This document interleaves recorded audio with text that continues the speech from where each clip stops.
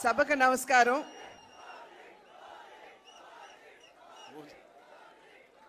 వేదిక మీద ఉన్నటువంటి కేంద్ర మంత్రివర్యులు పెద్దలు గజేంద్ర సింగ్ షెకావత్ గారికి, ఆంధ్ర రాష్ట్ర ముఖ్యమంత్రి వర్యులు పెద్దలు సోదరులు పవన్ కళ్యాణ్ గారికి, ఉప ముఖ్యమంత్రి పవన్ కళ్యాణ్ గారికి, అదేవిధంగా నా పార్లమెంట్ నియోజకవర్గంలో ఉన్నటువంటి 7 ఎమ్మెల్యేలు బుచ్చే చౌదరి గారు, ఆదిరెడ్డి వాసు గారు, మద్దిపాటి వెంకటరాజు గారు, ముప్పిడి వెంకటేశ్వరరావు గారు, బత్తిని బలరామకృష్ణ గారు, అదేవిధంగా వేదిక మీద ఉన్నటువంటి అధికారులకి, సోదర సోదరీమణులకి, వేదిక ముందున్నటువంటి సోదర సోదరీమణులందరికీ కూడా నా నమస్కారాలు నేను తెలియజేస్తున్నాను.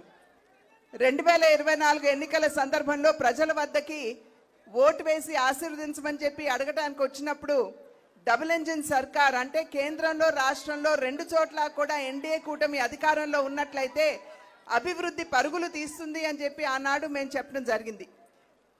ప్రజలు విశ్వసించారు. డబుల్ ఇంజిన్ సర్కార్ కావాలనుకున్నారు. కేంద్రంలో ఎన్డీఏ కూటమిని, అదేవిధంగా రాష్ట్రంలో కూడా ఎన్డీఏ కూటమిని ఆశీర్వదించడం జరిగింది.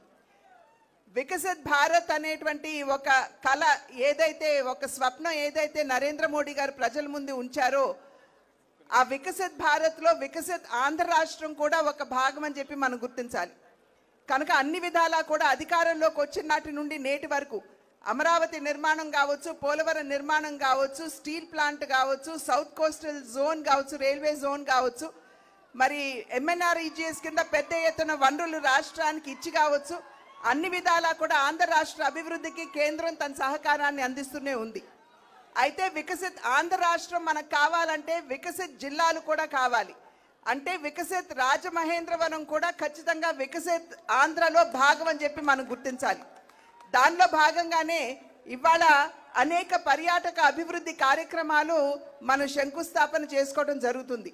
ప్రత్యేకించి హ్యావ్లాక్ బ్రిడ్జ్, 100 సంవత్సరాల నాటి బ్రిడ్జ్ నిరుపయోగంగా ఉన్నటువంటి సందర్భంలో దాని యొక్క చారిత్రాత్మక ప్రాధాన్యతను గుర్తించి ఇవాళ దాన్ని కూడా ఒక పర్యాటక క్షేత్రంగా దాన్ని అభివృద్ధి చేయడానికి కేంద్రం తన సహకారాన్ని అందిస్తుంది. అదేవిధంగా రివర్ ఫ్రంట్ దాన్ని కూడా అభివృద్ధి చేస్తున్నటువంటి సందర్భంలో నేను ఇప్పుడే అజయ్ జైన్ గారితో కూడా మాట్లాడాను. అక్కడ ఉన్నటువంటి విగ్రహాలని తొలగించకుండా ఏదైతే అభివృద్ధి చేస్తున్నామో ఆ అభివృద్ధిలోనే మిళితం చేయమని చెప్పి వారికి ఇప్పుడే అజయ్ జైన్ గారు కూడా నేను అభ్యర్థించడం జరిగింది. అదేవిధంగా హ్యావ్లాక్ బ్రిడ్జ్తో పాటుగా ఇవాళ పుష్కరాలకి సంబంధించి 2027వ సంవత్సరంలో ఏదైతే పుష్కరాలు మనం రాబోతుందో దాన్ని దృష్టిలో ఉంచుకునే ఇవాళ పుష్కర ఘాట్లో అఖండ గోదావరికి కూడా మనం శంకుస్థాపన చేసుకోవడం జరిగింది.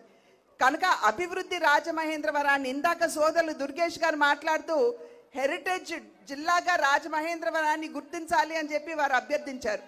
ప్రజలందరికీ గుర్తుండే ఉంటుంది. నేను పార్లమెంట్లో ఈ అంశాన్ని లేవనెత్తి రాజమహేంద్రవరాన్ని హెరిటేజ్ సిటీగా గుర్తించమని చెప్పి నేను ప్రత్యేకించి పార్లమెంట్లో నేను రేజ్ చేసినటువంటి అంశం. కనుక ఖచ్చితంగా పెద్దలు గజేంద్ర సింగ్ షెకావత్ గారు ఇక్కడే ఉన్నారు. వారి సహకారంతో ఖచ్చితంగా దీనికోసం నా వంతు కృషి చేస్తాను అని చెప్పి తెలియజేస్తూ అన్ని విధాలా పర్యాటకంగా కావచ్చు, అదేవిధంగా